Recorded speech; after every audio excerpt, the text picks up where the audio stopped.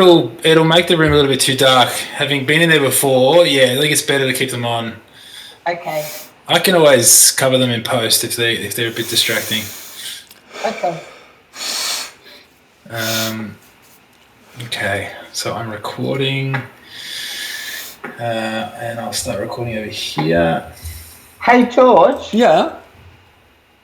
How do I pronounce your surname, just in case? Yeah. Is it just Fallaw? So Fallaw. You just go Fallaw. fal and then law. Fallaw. You just say it like fast. A lot of people sort of like slur it, I guess. Yeah. Fallaw. Fallaw. Yeah. Yeah. Okay. It doesn't matter. I don't care. Like you can say Fallaw, like whatever. All right. I'll do. All right. Okay, here we go. So I'm about to vanish. So give it 5 seconds, and then away you guys go. Yeah, sweet. Have fun. Thank you. We'll do. Yeah. Okay.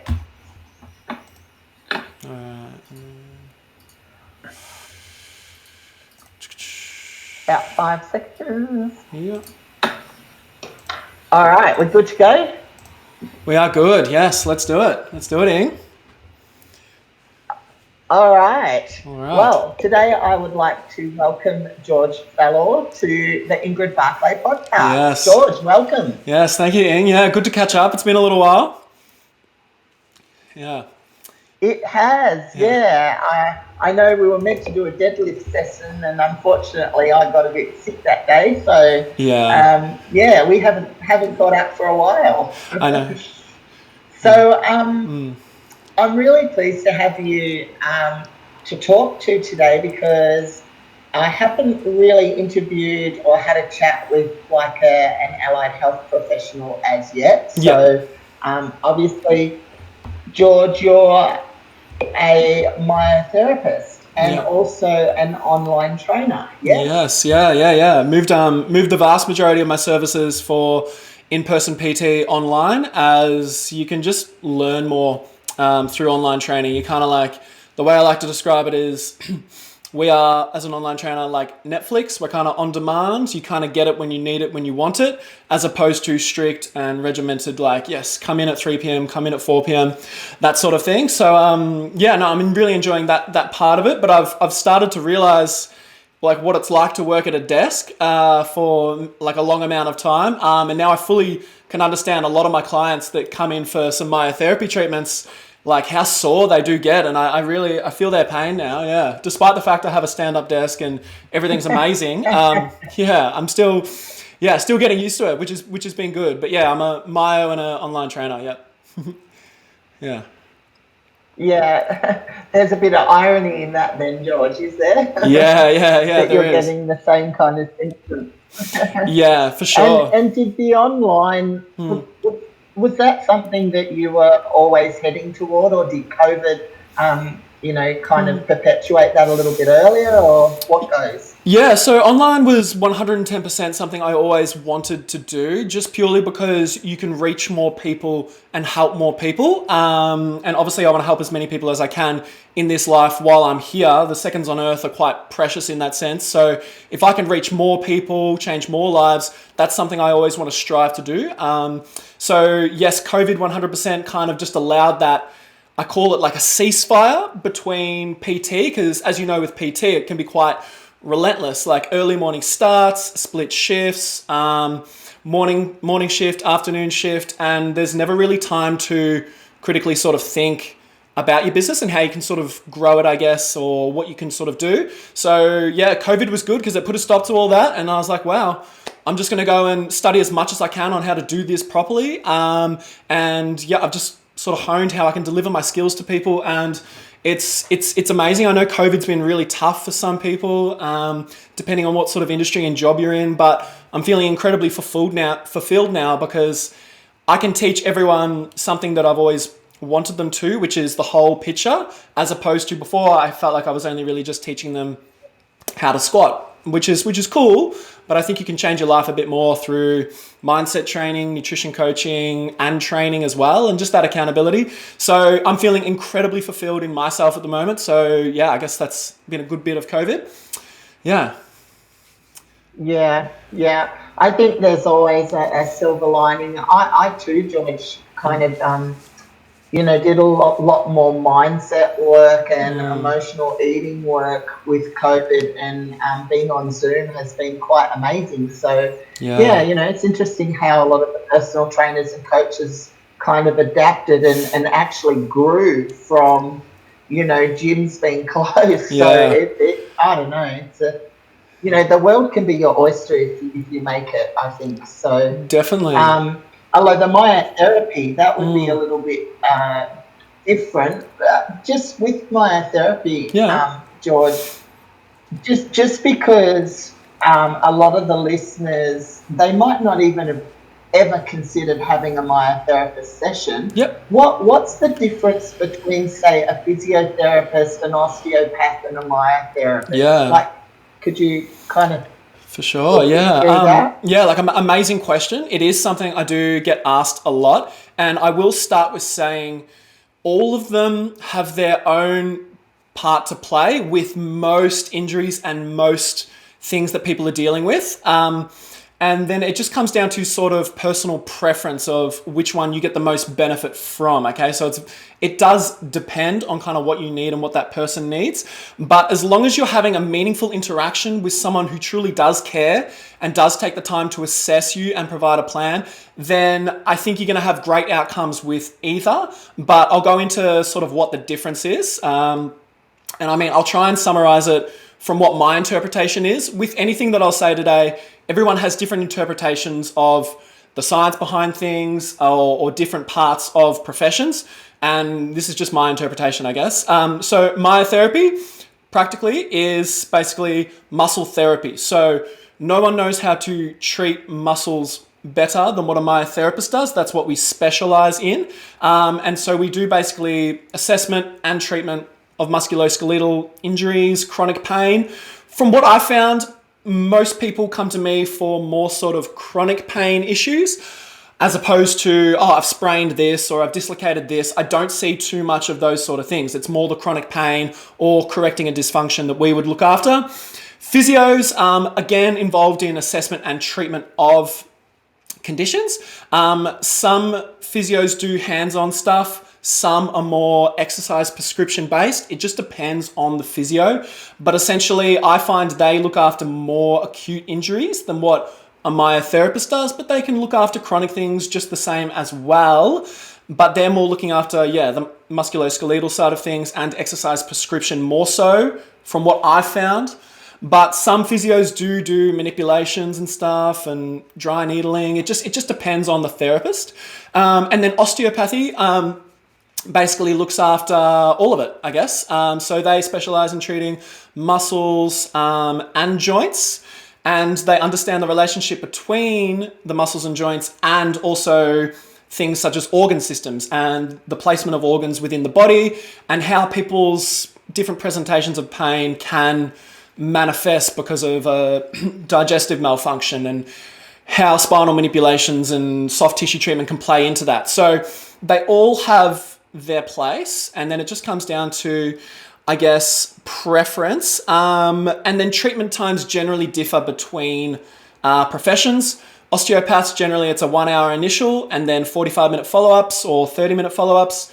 Physios is generally 20 to 30-minute treatments across the board most times, I think I've found. But that's generally, it just, again, depends on the therapist. And then myos, we treat for a little bit longer. And I think that's pretty much everything. Yeah, I hope that answers the question. Yeah. Can you hear me, Ing?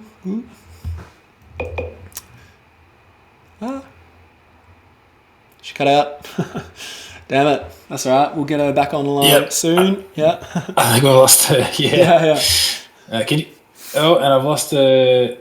Oh no. That's okay. I've lost her here as well. Let me just. Oh, you're kidding me. Fully lost? Fully lost. Can you hear me? Gotcha. Yeah, I can hear. Is Gavin around? I'm here. Yeah, he is, yeah. Okay. Yeah. I presume you can just cut that all out, Gavin. The problem is that when I lost you on the Zencaster, and I think that audio might have gone, which is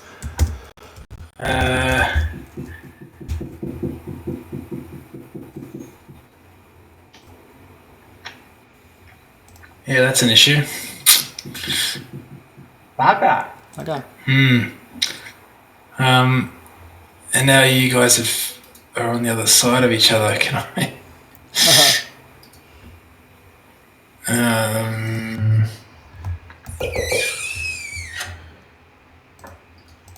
God, that's really annoying. Why would they have done that?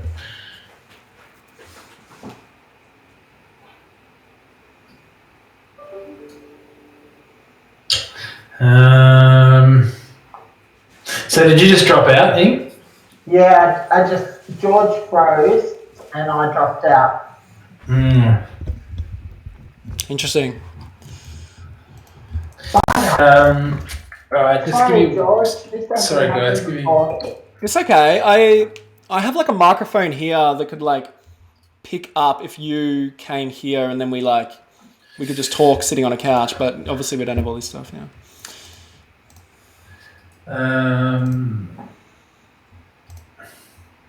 So I've got all of George.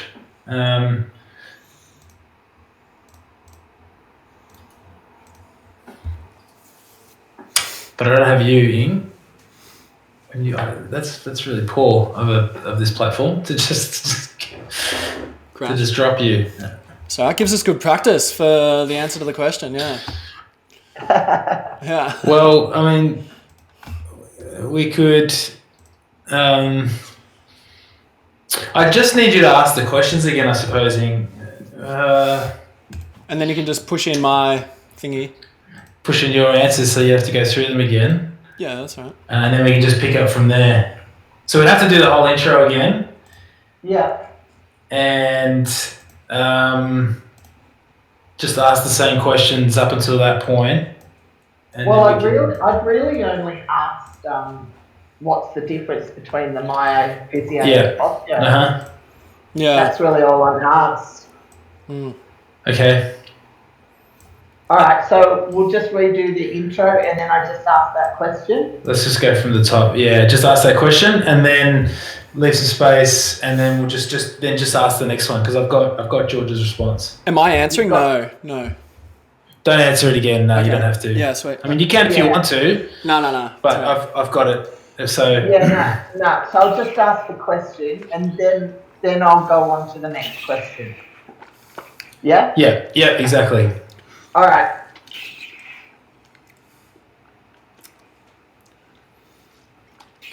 To the main screen again instead of just little. Oh, it doesn't really matter. No, it does matter.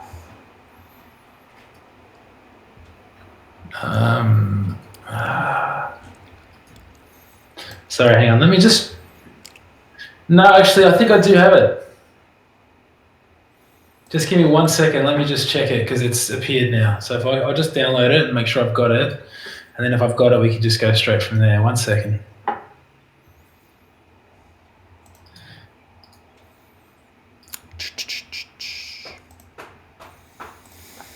Yep, I've got it. Beautiful. Nah, all good. Crisis averted. We're sweet, yeah. I'm not on the main screen anymore. I'm up the top. Okay, so you need to pin you again. So you need to do that again. Yeah. Okay. Yeah. All right. All good. So you're pinned again? Yeah. All right. Excellent. Okay, so maybe to just move into the next question. I'll start recording again. Just move into the next question. Is that all you want? Yep, that's it. Yep, we're good. I've got the recording for the first 8 minutes for you and 9 minutes for George, so we've got it. Okay, awesome. Dramas. So go ahead. Easy down. Okay, cool. We're back. All right, George. Yes. Yeah. Yeah.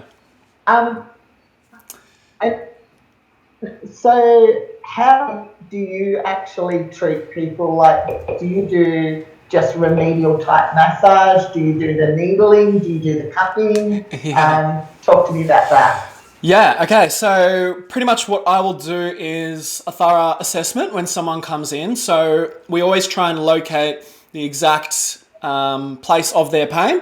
And so I'm taking notes as I'm going. But generally someone will come in, they'll sit on my couch, I'll listen to their story, I'll let them get everything out. And then I'll write up some notes based on that after I've established a connection with them. And then from there, I just take them into some testing. If it's their first time, I might take them over what we call a global assessment, which is just looking at the posture from everywhere and all angles, looking for clues as to why they have pain. From there, I'd probably just go into like some specific testing, some range of motion stuff. I now have a gym in my clinic. So now, like if they're a lifter or whatever and they have pain when they squat, well, we look at how they squat and I give some either technique adjustments or I advise them what to do from there. And then pretty much I'll do a lot of massage work, I do a bit of like scraping, which is, a Chinese medicine type form of treatment. I do a lot of cupping in the sense that I'll place the cup on them and drag as they actively kind of move, okay? And then, heaps of dry needling, heaps of heat cream, and just trying to fix their postural abnormalities or a way a muscle functions or joint functions to try and relieve their pain. But the main thing is really just like, what's the causative factor, right? If we can't determine the causative factor, e.g. sleeping on my arm or being at a desk 10 hours a day, then any intervention I'm going to do is going to be short term. So it's about being a bit of a detective, finding what's the causative factor, assessing them, treating them, and then giving them kind of an exercise plan that I deliver to them on an app, I guess. Yeah, that's how I do things. Yeah. I just got to ask a question about needling for the listeners that have never had needling before. Yeah. I'm a needle phobic, right? Yeah. I'm absolutely terrified of needles. And it got to a point where I had two really, really bad tennis elbows. And as you know, I'm a bit of a competitive person. Yes, and just a little bit. Said, well, you really need to get needling. Yeah. Now, that was the first time I bit the bullet, and I thought, I don't care what it takes. I've got to get better. And I tried the needling, and I had clearly no understanding of it because they didn't hurt. Yeah. And I guess the question, can you assuage some of the listeners' feelings about the needles and explain kind of, how they work and what they do, and should people be afraid of dry needling? Yeah, for sure. I mean, something penetrating your body and your skin is definitely confronting. I mean, that's amazing that you faced your fears and you actually got it done, because it can be so beneficial, and sometimes it can be the missing link between an injury getting better and an injury staying bad for a long time. So, I mean, I'll talk about, I'll go through the science version of what it does, and then I might just try and give the easy version of it. I probably won't even touch the surface of actually all of what it does, but I'll try and give you a bit of an idea. So we try to hit what we call hyperirritable spots within a muscle, and if you can think of a muscle having a bunch of different fibers that are all fine, this hyperirritable spot has a bunch of fibers kind of stuck together in kind of like a micro cramp sort of a way, okay? So not all the muscle is contracting, but there is a portion of the muscle being told to switch on. So like a little mini cramp, right? And so what that does is that causes a local starvation of nutritious blood in the area, and blood is needed to create energy and to promote movement within that muscle, right? So what we want to do is with the needle will go into the belly. And if you can imagine, my brain has sent a signal down to the micro cramp, and I'm holding hands with the muscle and I'm not letting go. I'm just telling the muscle to switch on, switch on, switch on, switch on, switch on. Not all of it, just that little micro cramp. And so basically what I'm doing with the needle is I'm manually severing this handhold, okay? So at the neuromuscular junction, it's basically stopping that connection, which means acetylcholine isn't released into the muscle and you're not getting that action potential, which is causing the muscle cramp or the muscle to contract. Okay, so we're just disrupting the handhold between the brain and the muscle, telling it to switch on. And why they're even there in the first place is because when you do poor movement on, say, on like a bench press, you might find yourself pushing harder with one arm or whatever, and you might overcompensate and you might overstrain and overwork an area. Now, you've sent a signal to your body and your brain that it can't be trusted, okay? So then your brain essentially shuts down the area with a bunch of different micro cramps because it doesn't trust you to not hurt yourself, okay? So that's why they happen in the first place. And then it's all about, generally what the brain will do is it will overcompensate and will create too much of a response. You notice with an injury, there might be too much of an inflammatory response. That's why sometimes people ice after an injury, because the brain just does such a crazy job of shutting down an area that it's like, well, you didn't need to do that. And so let's just try and break up a bit of what's happening in there and restore the physiology and the chemical balance of the muscle. So yeah, I mean, I kind of meshed the easy version and the hard version together. But yeah, that's essentially what happens with needles. Does that make sense as well? Yeah. Yeah. Yeah. No, that was good. A couple of good analogies in there, and that does indeed make sense. Yeah, and then so, if you have a phobia as well, sorry. Yeah, you're right. Go. I was gonna say, yeah. Sorry, you're coming in like delayed, but that's all right. So like if you have a phobia of needling, like that's cool. So what you can do is you can get what's called dermatome needling, which is where we just put the needle into the dermis of the skin, the first layer, the epidermis. And so from doing that, you kind of accept that the needle's there. It doesn't go into the muscle belly, but it's just in that dermal layer. So that can be a good transition for someone who has a needle phobia or they're not quite ready for it. That's something I would do with them.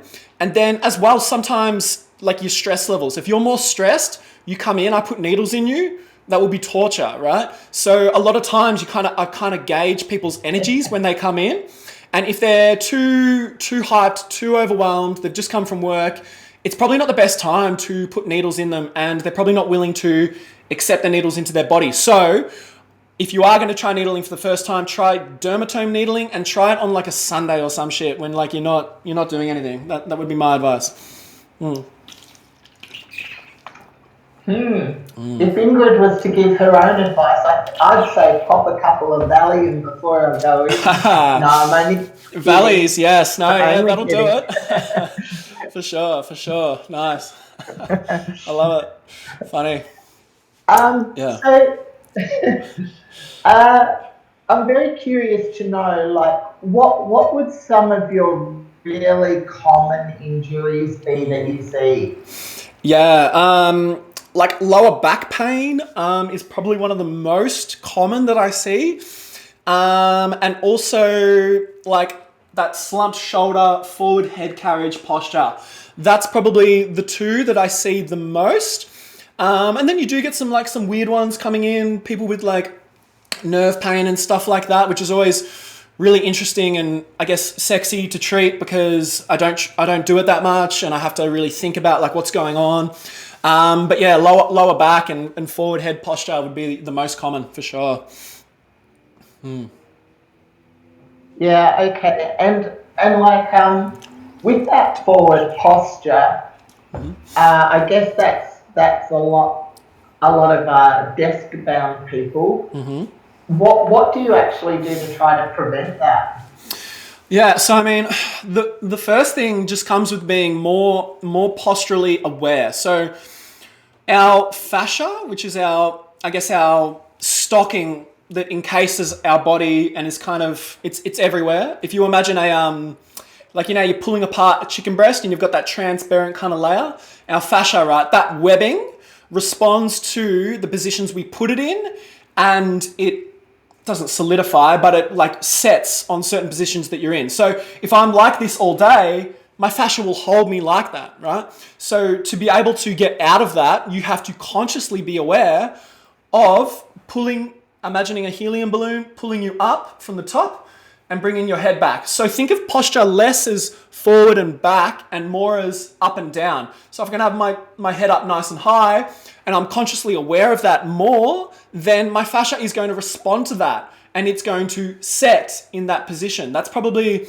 the number one thing to do, but it takes conscious thought. You remember how we were in school and stuff when we were younger, and they'd always say like, sit up straight, sit up straight, sit up straight, you know, first one sitting up straight, like gets a sticker or whatever, right? From there, when I was younger, I trained that. I was like, I want a straight back all the time because I was like, oh, it's so like sore. I feel so weak, right? And then if you obsess about it, like what I did when I was like 10 or like less, like 5, you can actually improve your posture in like 2 months of obsession. So it's not, a lot of people don't tell you to do that, but that's what worked for me. And that's my advice sometimes for people when they come in, like obsess about it and do that for 2 months and it'll be fixed, essentially. There's other interventions which are more clinical, but I find that to be the best. I know. George, as you were talking, I noticed that I suddenly sat up very tall and I suddenly pulled my shoulders back. Classic. I love it. That activation. Yeah. I'm hearing you. For sure. I like that. And also, sometimes I do talk about posture to people in the gym, particularly the girls, and I'll say, look, you know, if you stand up a little bit taller, you automatically look 2 kilos lighter. They love that. They would love that. That's very good incentive that you've worked into the conversation there. I love that, Ing. And as well, like posture has a direct correlation with your mental state of mind. So you'll notice negative body language when people are slunched over, they have their hoodie on, right? They are physiologically being negatively affected by their posture. And you'll notice people that are high performers or people that are high energy, they practice it, right? They embody it. Sometimes you can sit in the power position, okay, for 2 minutes, and you can literally change the chemicals in your blood that make you more amped, more high energy, and yeah, just in a better frame of mind. So it's very important people address their posture, really. So yeah, interesting. That is so interesting. It's quite remarkable how it actually has a profound effect like that with mindset. I'm digressing a little bit, George, but yesterday on the ABC radio, I heard about how the women in the world that have very high positions of power often go through voice training to deepen their voice, because the deeper one's voice, the more authoritarian they are perceived. And also that they come across as more confident. So you imagine coupling voice control and posture, and all of a sudden you've got a very authoritarian kind of a person. You do. I think I noticed that with female reporters, I reckon. You know how female reporters, they generally have that stern kind of a voice, and you wonder whether like it is their natural voice. I think that might come from that whole just embodying power thing, I think. Yeah. It all comes into play and becomes meaningful. So yeah, that's interesting. For sure. Tell me on a personal level with yourself and your training, George. I know that you lift weights. I mean, you know, you've dabbled in bodybuilding. You've done a novice powerlifting competition. Yeah. Do you have a specific way to warm up before you train? And if you do, can you kind of describe that for the listeners? For sure. Okay, so so I've thought about this long and hard, and I've tried many different things, and I've incorporated all of the things I've learned from different mentors and from my university course. I believe I have the secret.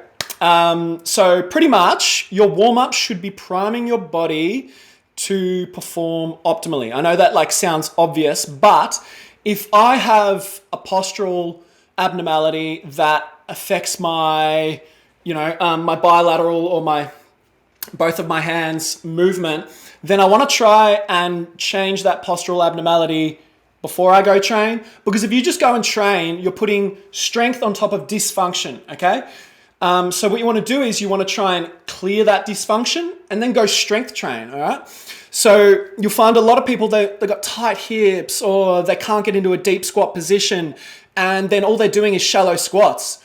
All you're training your body to do is become short and tight, right? So it lends no purpose, and you're decreasing fiber stretch and possible muscle growth after that. So I think I've digressed a little bit, but the best way to warm up is fixing your postural abnormality. So how this would look, as an example, is say my pelvis is tilted forward and I've got lower back pain. If I'm to go do a leg session and I don't get myself out of that tilted position before I train, well, then I'm just putting the strength on top of dysfunction. So there needs to be a period of step one, it's release, right? If you feel tight in an area and you can feel it, namely generally hip flexors are a common one at the front of the legs, and also your deep hip flexors. If they're tight, massage them, release them, right? From there, you want to do, I like to do like a cardio-based activity for 2 minutes only. From there, I then do an activation-based activity. So I want my glutes firing before my lower back does when I squat, or my hamstrings, blah, blah, blah. So you activate what is weak. And then from there, I do an adrenaline-based activity, like 3 box jumps every 30 seconds for 2 minutes. Or what I do is some plyometric push-ups, so some really fast push-ups. And I spend 2 minutes on each step, and then I'm ready to train, right? And then within the first couple warm-up sets, I'm doing a little bit more sort of dynamic sort of stretches and activations, and I'm utilizing that time in between my warm-up sets. But if I was to summarize, you need to fix your postural abnormality that's causing dysfunction. You need to do a small cardio-based warm-up, activate a muscle that is lacking, and then activate adrenaline in your body through explosive activities, and then you'll train like a beast, pretty much. Yeah, that's how it goes. Yeah. That's awesome. Yeah. Love it. Thank you. I love it. I'm sure everyone will get a lot from that. That was especially, I think I pretty much do that myself, except for the adrenaline-based one. Yeah. And I guess that's just to, is that just to get you fired up? Is that the aim of it, or? Yeah. So it just drives higher CNS function. So if you can, the best way to describe it is, sometimes you'll do your first set of squats and it'll be like 80 kilos and you'll be like, what? That was so heavy. What the hell? I did that last week. And then you do your second set and you're like, oh wait, like that's what 80 kilos feels like. That makes sense, right?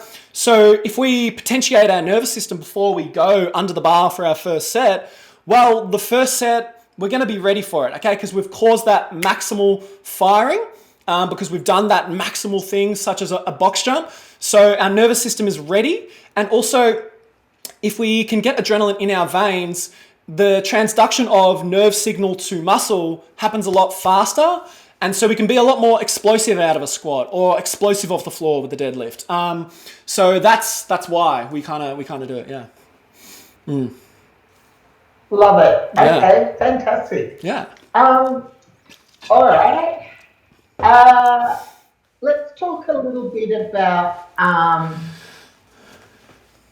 how somebody differentiate between a niggle and an injury. Like how do we actually go, oh yeah, this is a niggle, and maybe it's a really, really naughty niggle and it's really uncomfortable, but it's not injurious. Like, where do we draw the line? It's very hard to tell, George, sometimes.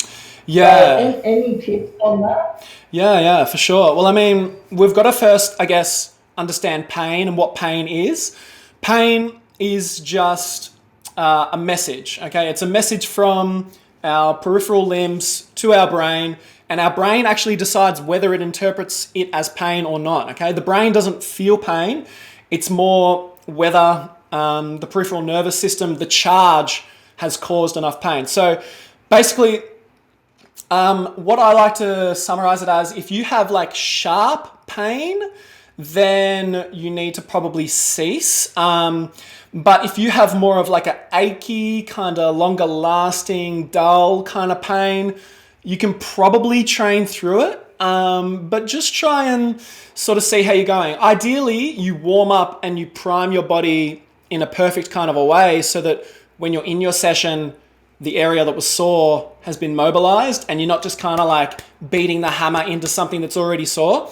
So if it's sharp, probably stop, okay? And then if it's more dull and achy, you're probably good to keep going. But in my like experience, generally you want to start a session good and finish feeling good.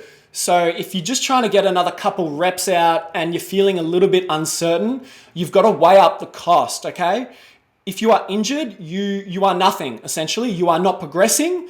You are probably in a negative frame of mind. And I don't know about you guys, but when I'm injured, I don't feel like the craziest, most equipped version of myself. And that relates to other areas of life. So I kind of weigh up that cost. It's like, okay, I would like to finish these next couple squats, but you know what? Something doesn't feel right there. I know it's not going to cause a massive issue, but I think I need to stop right now. But it just comes with knowing your body. And I always try and play more so on the safe side. But it just comes with experience from lifting, like, yeah, what you can push through and what you can't. You find it, Ing. I mean, you had a bit of like hip trouble and stuff for a little while there. You were getting some help with. Like, tell me about your experience. Well, firstly, I'd just like to say, George, until about the age of 45, I had no idea what an injury was. Yeah. So for the most part of my lifting, I've been a very lucky girl. And probably I've had three fairly major injuries. The first being my pec tear that I did at the top of the deadlift of all things. Wow. The second is two very gnarly tennis elbows, and the third was that hip injury. Yeah. And for the hip injury, because I had a national title and a triple crown at stake, we did some fairly aggressive management that my doctor actually wouldn't advise to anybody else. But you know, I love extreme management. Me, and I was, yeah. You know, he actually even said I wouldn't recommend this to an AFL footy player, Ingrid. Yeah. So, but look, I'm also, without floating my own boat, I am also very good at, when I did the pec tear, I did 8 months of not even a calf raise. You'd think that you might be able to do leg presses and leg extensions and everything, but I literally did not.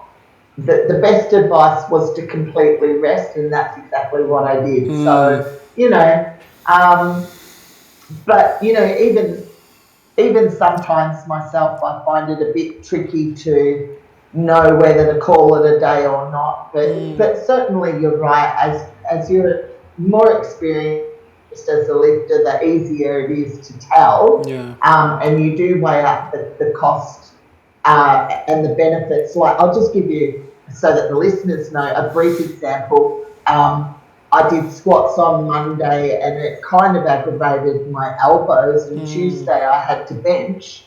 Now, by the end of my 5 working sets of bench, my elbows were screaming. Yeah. And I had to do I had to do pause benches, and I weighed up the costs versus the benefits, and I thought, I'm not going to do them. It just simply wasn't worth taking the pain to the next level. So as much as I like to tick all the boxes that the coach gives me, I couldn't see that the benefits were worth it, so I culled it. Yeah. So but it's a tricky dilemma, isn't it, sometimes, you know? It is. I believe if you work on yourself and you work on your recovery and you prime your body enough, then you're probably going to have less of those alarms go off within your training. So you just got to put it all back to like what's within your control. Well, I can always look after myself and prep myself perfectly before a session, do my recovery, do my stretching, and then you're going to have less of those signals. But yeah, the opportunity cost, as you said, sometimes it's not worth it. And on that as well, if you do get injured, what I've noticed kind of helps with that, we spoke about how the mentality kind of ties into it. Injuries can be opportunities to work on other areas of the body. So, I mean, specifically with bodybuilding, right? You might injure your pec, but you might have tiny calves, and then you can go crush calves for 3 months while the pec, or not necessarily a pec like in your case, but you know what I mean? Like injuries are opportunities to work on other things that you wouldn't always get the opportunity to. And that's something that helped me through competitive sport when I would be really annoyed about being injured. And that's like a big reason of why I got into rehabilitation, was because I know the mental tax that it can take on you when you're not at your 100% self. So yeah. Yeah, definitely.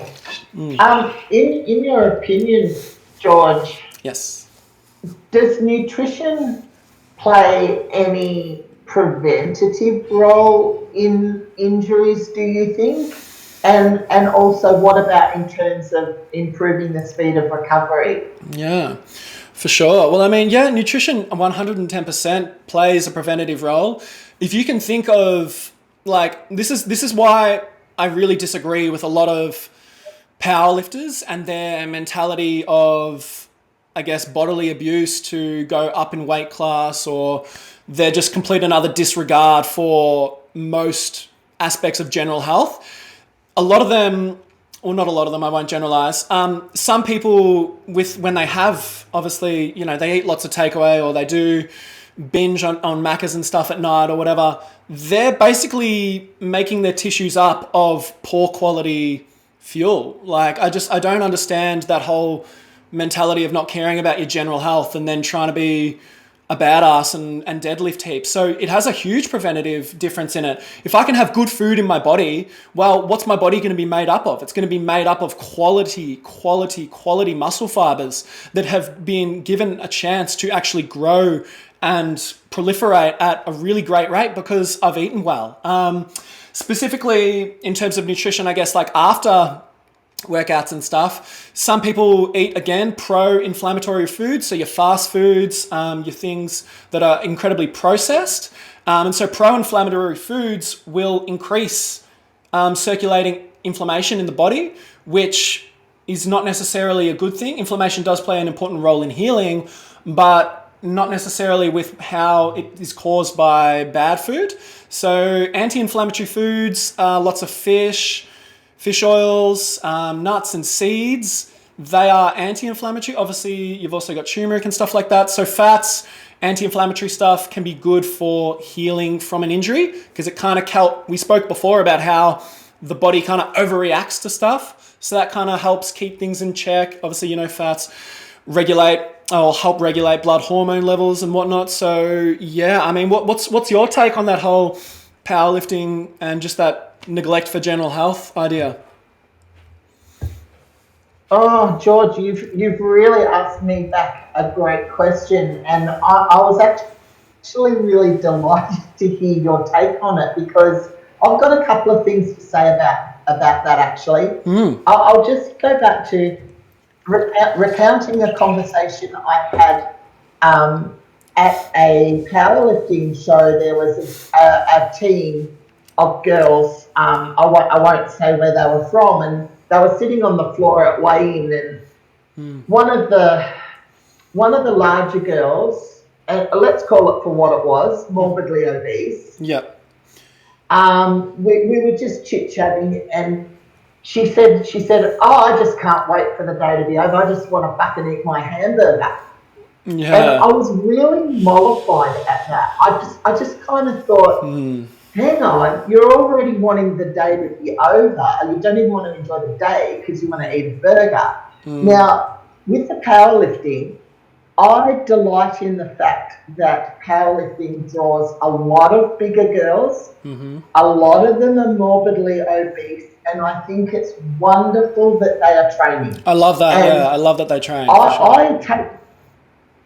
I take my hat off to seeing some of these super heavyweights lift weights that I could only dream of lifting. It's crazy.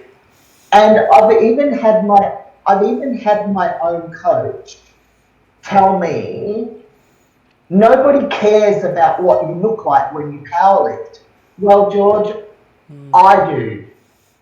I care. I care about what I look like. Not from I want to be sexy and lean.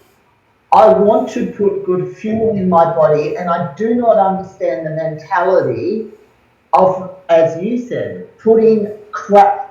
You know, an old boyfriend of mine, we're talking like 35 years ago. Yeah.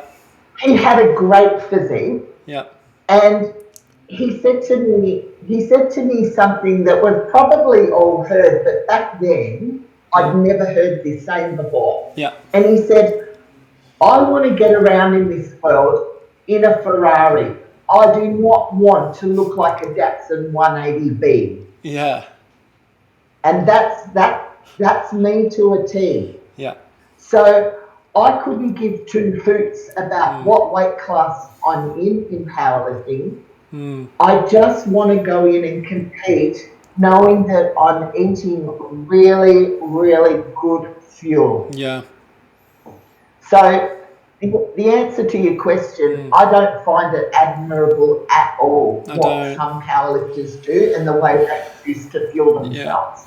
It is, yeah, and it's a culture thing as well. I mean, there are probably a million powerlifters out there that eat McDonald's every day and can lift 3 times what I can, and like power to them, respect to them. They're amazing, amazing, amazing lifters. But I really, from a general health perspective, someone who has studied this stuff for a long time, I just really can't respect that whole mentality of just eating shit. It makes you feel shit. If you feel shit, you have more outcomes associated with poor mental health, poor relationships. It's all related. And I think it's just naive and ignorant to ignore that and to push the agenda of let's abuse our bodies with food. Yeah, as long as we're lifting big, that's all that matters. But no, it's not the case. I mean, obviously everyone has their own patterns of eating, and that can come from associating food with feelings, and that I'm empathetic to and can understand. But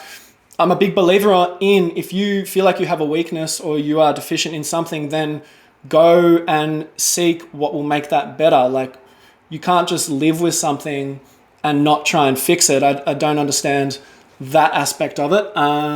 So yeah, I guess that's my take. Bit blunt and stuff, but I think it's important to like touch on that really. And you know, I don't do podcasts to not have a bit of bluntness, George. You know, this is about, you know, we're airing our personal opinions, and that's fine, you know, and some listeners are going to go, yeah, and some are going to go, no, I don't agree, and that's fine.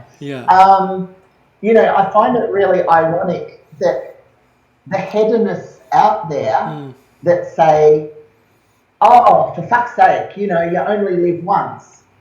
They're the ones that are gonna, you know, live fast and die young. Yes, yeah, very true. And like that's what they want to do.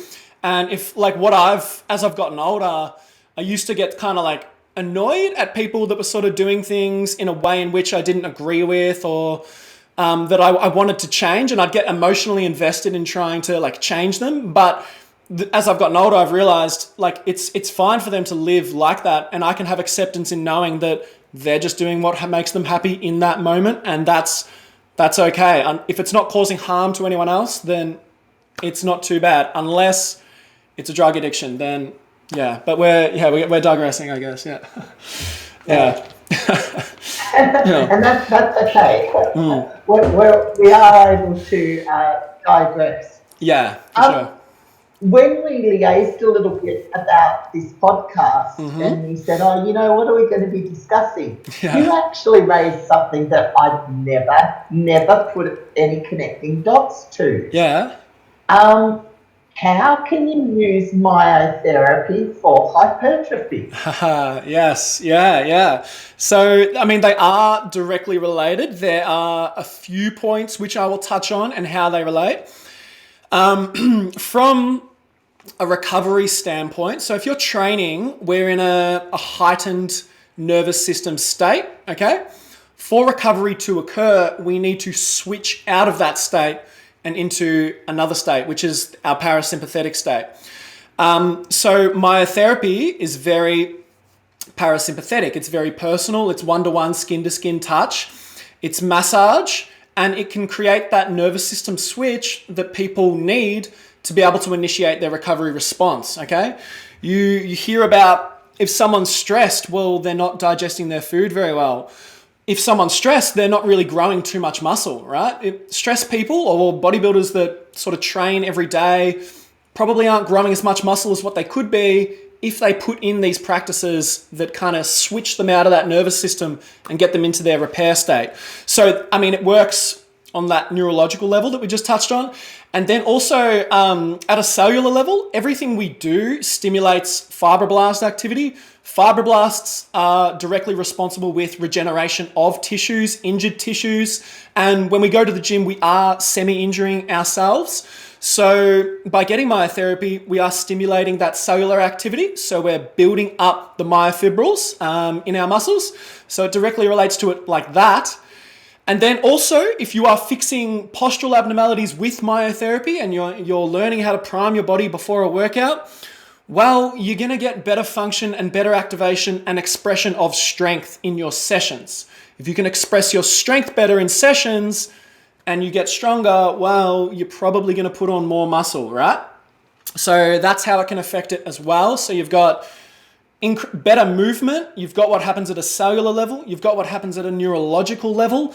You've also got stuff that happens with lymphatic fluid flow, which is essentially, I guess, our body's waste product recycling system.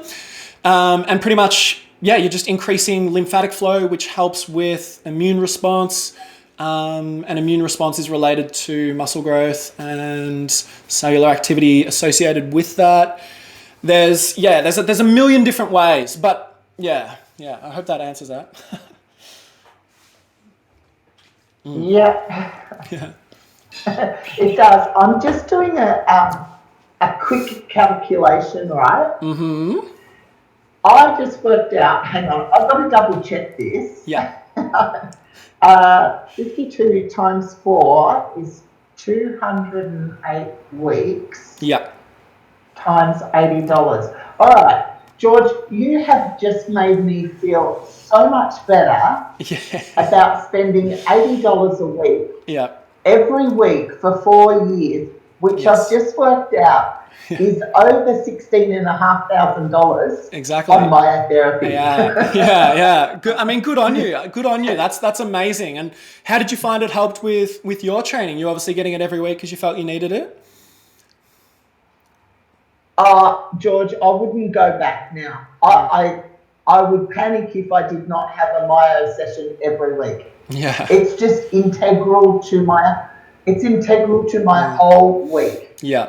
Yeah. For sure. And I advocate it to all my clients. I've introduced so many clients to myotherapy and they've never even thought about it. Yeah. And you've just provided some very good dot points as to what the benefits are. So that was wonderful. Thank you. No, that's all right. That's okay. Even I feel better. Yeah, for sure. I mean, yes, it is a lot of money, but it is definitely very beneficial. But I think it could be beneficial for, osteopathy, physiotherapy, remedial massage. All of them definitely play into it and they do very similar things.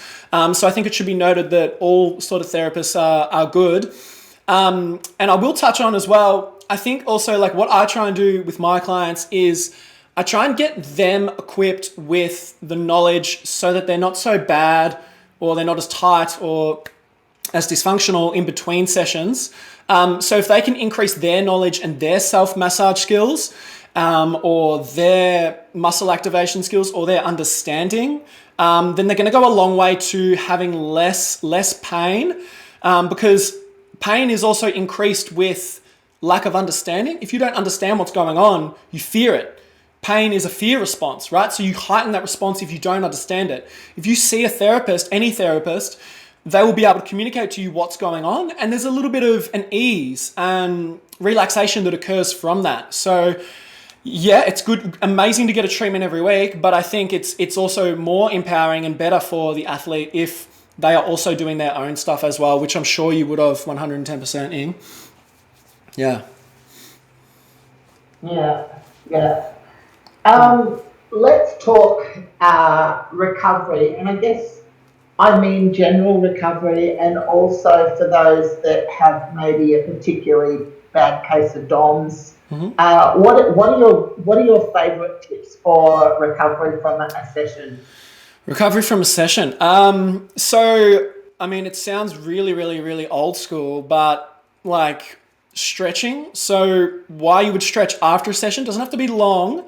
Can be 5 minutes. And so the stretching causes obviously a stretch signal to the brain, and that can create that nervous system switch that we spoke about. And so if you can get yourself out of that heightened sympathetic state into the parasympathetic as soon as possible, well, your recovery is going to be better, okay? I know I pull up better from sessions in times when I stretch. And then also getting glucose into you straight away is huge in the form of a liquid. And then I kind of like to wait a little bit before I have protein and a meal, because I find my body isn't quite ready to accept a full meal into it just yet, and I can alter your gut health there a little bit. So glucose, stretching, things like massage guns are cool. Any heat is amazing. I do less cold therapy after exercise, and it's more a part of like a morning routine, end of my shower kind of thing. But yeah, I'd be stretching, heating, and then nailing your nutrition. So like we talked about before, anti-inflammatory foods, fats, seeds, nuts, less pro-inflammatory foods. Like I'm not going to go have a cheat meal after a workout because that would just be silly. The high fat content will obviously compete for absorption with the glucose that I need from the bread, and that'll slow your recovery in that way. So there's a few different things, do's and don'ts. Yeah. What are your thoughts on contrast therapy? Contrast therapy, yeah. So like for contrast therapy, for anyone that doesn't know, obviously a period of, say, cold immersion, either in an ice bath or just in a shower, and then contrasting that with really hot therapy, either from the shower or from a sauna or something. I see some gyms have like ice bath and sauna, and people just do rotations of which. But both are good. So basically what will happen is you'll get a pump of basically vasoconstriction and vasodilation of your blood vessels. So they get smaller when it's cold and they get larger when it's warm.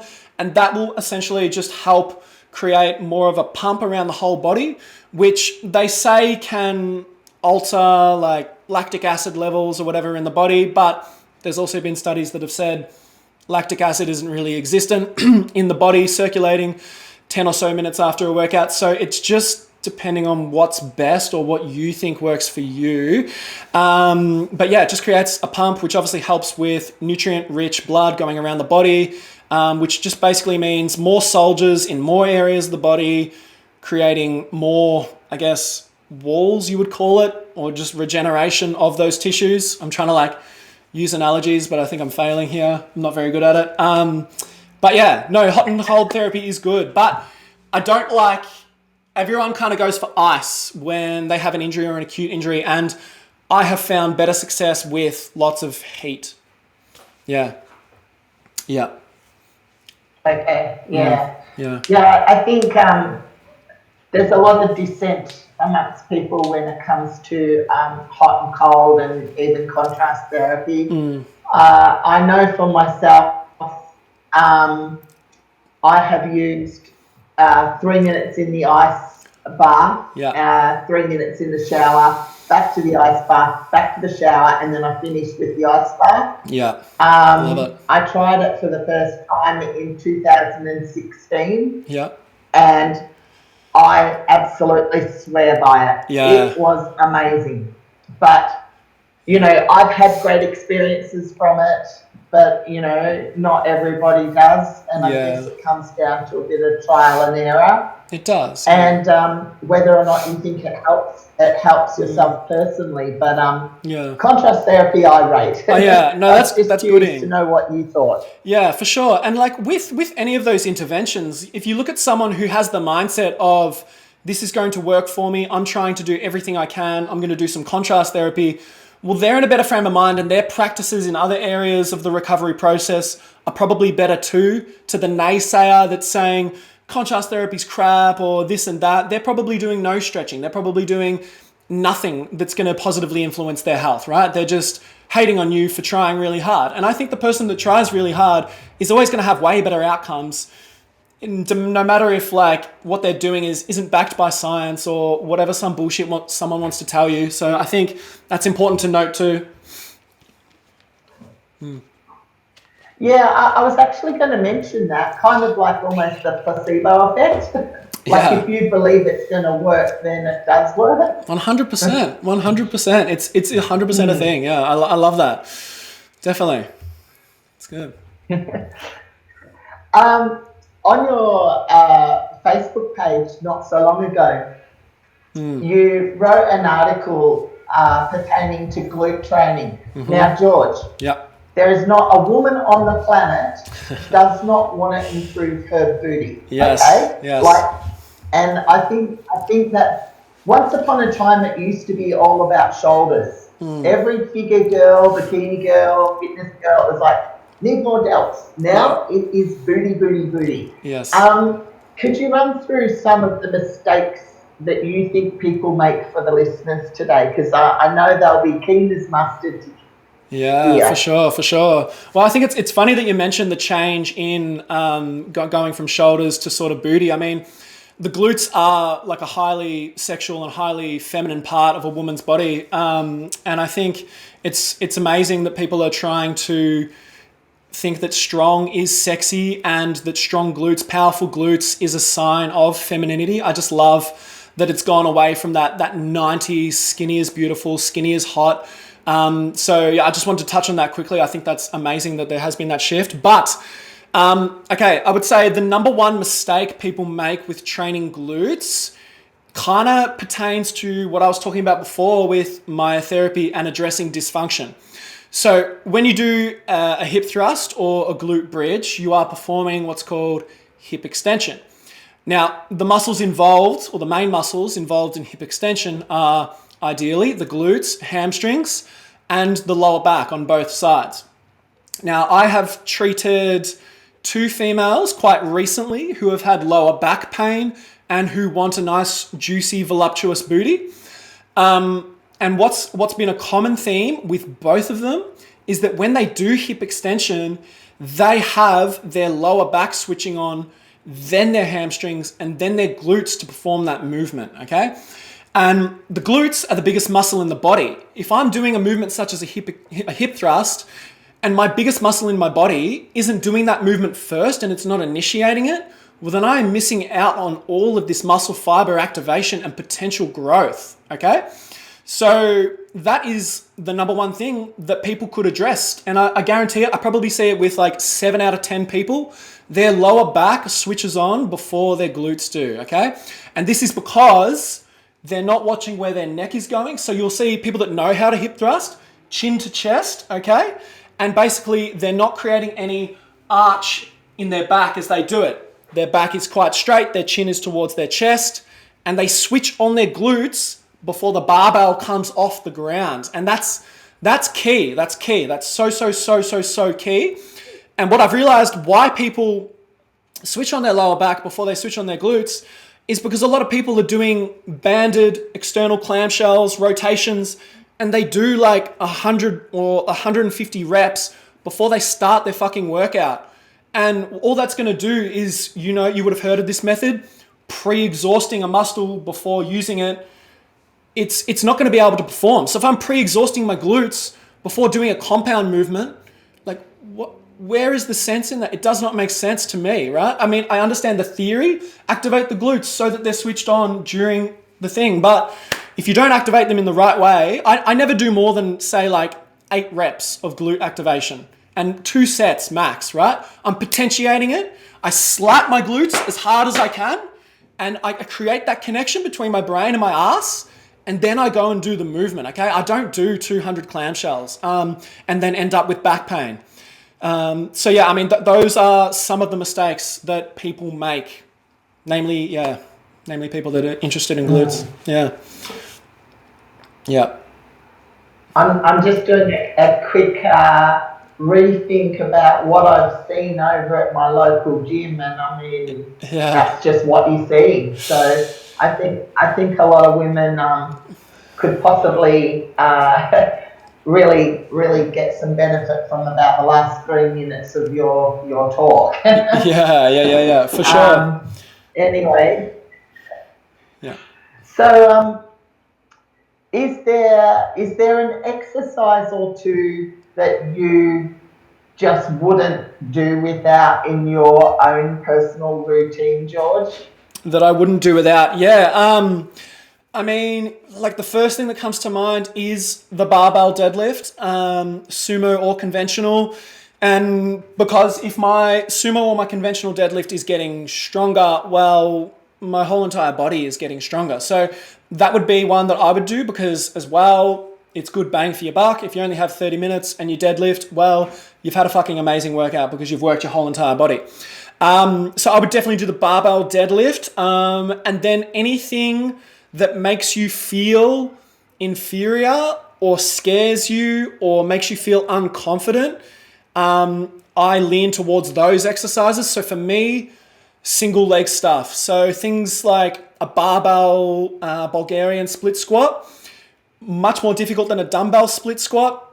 I know you can possibly be overloading your erectors by doing too much barbell work with the barbell on your back, but I find that makes me feel vulnerable, makes me feel weak. So I like to do single leg stuff in a manner where I feel like I'm really thrown off. But anything where you can work on your athletic capacity as well. So jumping things, moving in different planes of motion. So exploding from side to side with like frog jumps. I like to incorporate that stuff as well. I mean, I don't have it in my current training block because my coach has me power building. But yeah, those are the ones that I would do and why. Okay. All right. And hit me up with an exercise or two that you think is just totally overrated. Yeah. I mean, so when I first started at the gym, I would always train the arms. Like I just obsessed about arms. And I was just kind of neglecting main movements. So I wouldn't omit bicep curls from my workout, but if I can barbell row 100 kilos, well, I'm going to have pretty decent arms. And if I can press really well, then I'm going to have pretty decent triceps. So I would place less emphasis on isolations and more dominating my compounds. In terms of specific exercises, well, any core exercise that works on core endurance and you do 1,000,000 reps of it is just completely stupid. If you want a strong, explosive core that is robust and you get in a street fight or something happens and you need to be able to use athleticism, then you need to progressively overload your core with progressively overloading core exercises. So where you can assign weight to it. I don't believe in doing a plank for a minute or 1,000,000 reps of crunches. I think that's stupid. So I would stop doing that if I was someone. Yeah. Yeah. George, you and I are so much on the same page in so many ways. Yeah, thank you. It's good. Love it. Definitely. I did mention before that you've competed in both powerlifting and bodybuilding. Yeah. Any preference for one over the other, or? Yeah, I mean, it's hard because we spoke about the negatives before of powerlifting. But one thing I will touch on is I kind of do hate the narcissism associated with bodybuilding. But what I understand from bodybuilding and when I did my 3 shows is when I was backstage, I didn't find people very chatty. They were quite dismissive, et cetera, et cetera. And I I guess at the time I took that as rudeness, but from now I think I've garnered the perspective of, well, they're probably insecure about their bodies. That's why they're into bodybuilding. They're probably really hungry. It's probably not a reflection of people's true self. So, but there is the narcissism aspect of bodybuilding, and it's not a very clear cut, like who wins, why do they win? Whereas powerlifting is cool because it's quantitative. You lifted more than that person, so you win. I think both of them could learn from each other in a way. Both of them are extremes of the sports and neither are deemed healthy, but I think they could both sort of learn from each other. And I mean, that's why I train now in a sort of a power building capacity. I kind of have mixed the two. I think being strong and lean lends its way to aesthetics and health more than what doing simply one or the other does. But that's my opinion. And whenever people are passionate and extreme about something, I love that. So I love both. And yeah. Yeah. What about you?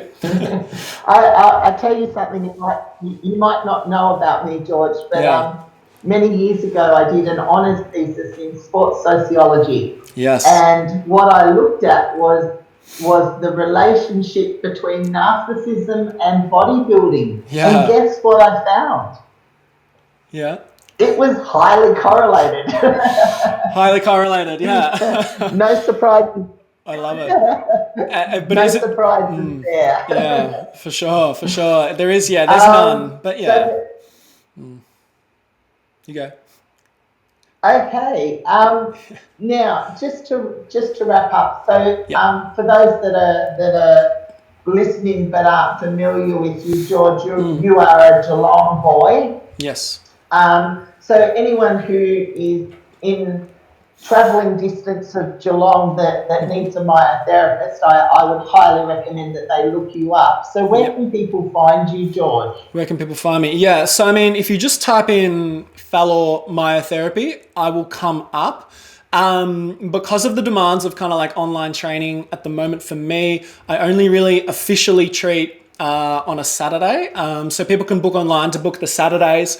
And then if they can't necessarily find appointments, I have the clients that I've worked with in the past couple of years who just message me and I kind of just open something up for them midweek because I do have the luxury of working from home.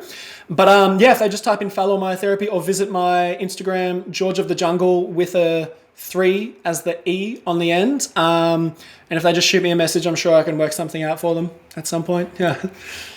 Yeah. Awesome. Okay. Thank you so much, George. We'll wrap it up. And I just want to say a really big thank you for taking time out of your really busy day to have a bit of a chit chat with me. It's been great. You offered some really valuable insight into many little things regarding, injury and recovery and myotherapy. And it was just truly great to have you on. So, thank you. Thanks a lot again. And can't wait to, everybody will be able to find this podcast on iTunes, Spotify, the Barclay YouTube, and all good podcast platforms. So I will speak to you soon, George. Okay? Sounds good. All right. Wow. Lots of love. Thank you, Ian. Take care. Bye. Lots of love back. See you soon. Thank Bye. You. Bye.